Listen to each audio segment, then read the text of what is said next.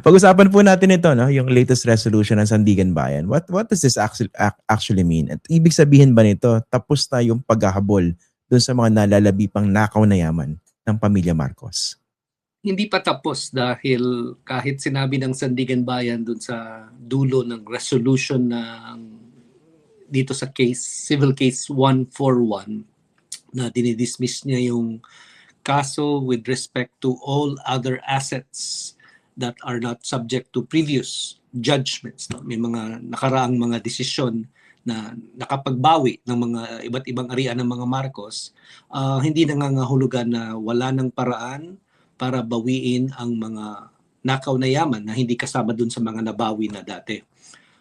Unang-una, nasa saligang batas ng Pilipinas na walang deadline, walang katapusan ang paghahabol ng ill-gotten wealth. No? Siniguro yan ng mga sumulat ng saligang batas ng Pilipinas noong 1986 na walang prescriptive period, walang statute of limitations. No? It can go on kahit na magkaapo yung mga anak ni Marcos Jr., yung mga apo niya pwede pang habulin for their ill-gotten wealth. No? Pangalawa, sinabi rin ng Sandigan Bayan dito na hindi kasi isang paraan lang ang pagbawi ng ill-gotten wealth ng mga Marcos sa ilalim ng batas na nagtayo ng PCGG. No? So itong kaso ito, it's called forfeiture under Republic Act 1379. Yung batas na yan, 1955 pa inilabas. No? Ang irony dyan, yung batas na ito, si Ferdinand Marcos Sr., isa sa mga sponsor, ng congressman pa siya. So hindi lang ito yung only way, no, to recover ill-gotten wealth. No? Ill-gotten wealth can be recovered simply by filing an asset recovery case. Pangalawa, pwede ring money laundering at iba pang mga paraan. Ang importante lang siguro tandaan ng mga nakikinig na may 4 na kaso na binanggit mismo dito sa resolution na ito na sinasabi ng Sandigan Bayan na nabawi na dito sa 4 na kaso ito ang 4 na klaseng ari-arian ng mga Marcos. No? Ano itong 4 na to? Number 1, yung Swiss bank accounts nila. Noong 2003, nabawi. Nasa PCGG ako noon. Kasama ako sa naglitis ng kasong ito mula sa Sandigan Bayan hanggang sa Korte Suprema. $680 million ang nabawi. Number 2, mga alahas, no? Jewelry collections ni Imelda Marcos nabawi ng 2017. Pangatlo, yung isang account na ang tawag ay Arelma. Yes. Yun ang pangalan ng bank account na nanggaling pa sa Switzerland, napunta sa Panama, napunta sa New York. Ang halaga niyan siguro ngayon is about 60, maybe even $70 million, depende sa taas at baba ng dolyares. Nabawi na rin yan. And then, pang-4, mga paintings, no? Mamahaling mga paintings na may ruling ang Sandigan Bayan na ill-gotten wealth din. Tapos ngayon, naka-pending sa Philippine Supreme Court. So sabi ng Sandigan Bayan dito sa resolution nila, nabawi na yan. Ang tanong niya sa PCGG, meron ba kayong gustong ebidensyang ilabas para dito pa sa iba't ibang mga ari-arian na nakalista dito sa petition ng Civil Case 141. Kung babasahin nila yung 141, there's about 17 other types of assets na nakalista dyan. No? Yan ang malaking tanong lang. Bakit sasabihin ng PCGG na hindi na nila hahabulin itong 17 pang iba't ibang mga ari-arian na nakaw na yaman din ng mga Marcos? Yun nga precisely yung tanong, no? What do you think? Kasi I remember in our previous discussions po, nabanggit niya yung realistic or yung situation in terms of the hunt for the Marcos ill-gotten wealth. Diba? Yung kawalan ng mga original documents, mga nakamatayan na ng mga testigo na pwede. Ganun pa rin po ba yung sitwasyon ngayon? Kaya ang hirap habulin ng mga nalalabi pang nakaw na yaman.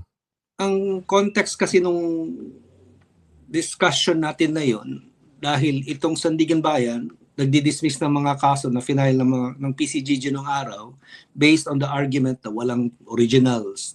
Wala naman talagang original dahil tinago ng mga Marcos. No? Pangalawa, ang konteksto nun, yung kasong mga dinidismiss niya, ito yung recovery of ill-gotten wealth cases. Ang kaibahan nitong kasong ito, 141, Civil Case 141, this is a forfeiture case Ibig sabihin ng forfeiture sa batas na RA 1379, yung ari-arian ng kinasuhan, halimbawa ang Marcos family, Imelda at Ferdinand Marcos, ay napakalaking diferensya dun sa lehitimo nilang sweldo bilang presidente at bilang governor ng Metro Manila in the case of Imelda Marcos. So sa forfeiture case, hindi mo kailangan ng ebidensya kung paano nila ninakaw yung mga ninakaw nila. Kailangan mo lang ipakita na ang laki ng disparity, no? Ang laki ng kaibahan dun sa sinasabi nilang ari-arian nila versus yung legal nila na sweldo. And dito sa kasong ito, malaki talaga ang diferensya. Okay. I remember, di ba, ang legal income nila, pag pinagsama, a little over $300,000. Less than $100,000. Okay. So, ang presumption sa batas natin, yung mga ari-arian nila na meron sila na higit doon sa kanilang legal income, ill-gotten wealth. Tama po? Tama. At Okay. So, bago ako, go sige, ahead. go ahead, sir. Sige. So the next logical question is, bakit ihinto yung paghahabol pa doon sa iba pang nakaw na yaman dito sa forfeiture case na ito? Kung wala tayong malisya, no? Kung iisipin natin na acting in good faith yung kasalukuyang PCGG, sabihin na lang natin na katamaran ito. Pero kung iisipin natin na tinuro sila, no? Nag-appoint sa kanila, isipin mo yan, yung PCGG was created specifically to go after the Marcos family, but the person who appointed them is a Marcos. So I would not say that they are not motivated by the intent to protect the Marcoses once and for all. Kasama kasi ito din siguro, konektado ito dun sa tax liability rin ng mga Marcos. No? Ang laki ng tax liability, 200 billion pesos. Kung sasabihin ng Sandigan Bayan na wala na kung hinahabol na ill-gotten wealth ang PCGG, posible ang mga Marcos, ang next move nila, sasabihin nila, paparecompute nila sa Bureau of Internal Revenue yung ill-gotten wealth na ng mga Marcos na dapat magbayad ng buwis yung estado, no, yung estate ni Marcos. Now, I really don't know where that is right now with the BIR, but taxable kasi yan eh. But ang tax liability na yan, tapos na sana yan eh. Meron ng final na ruling. So, posibleng ginagamit nila ito para isara din yung kasong yon. But in any event, it's wrong to say that this case is over because obviously there are still 17 types of assets, no, na nakalista rito mismo sa desisyon.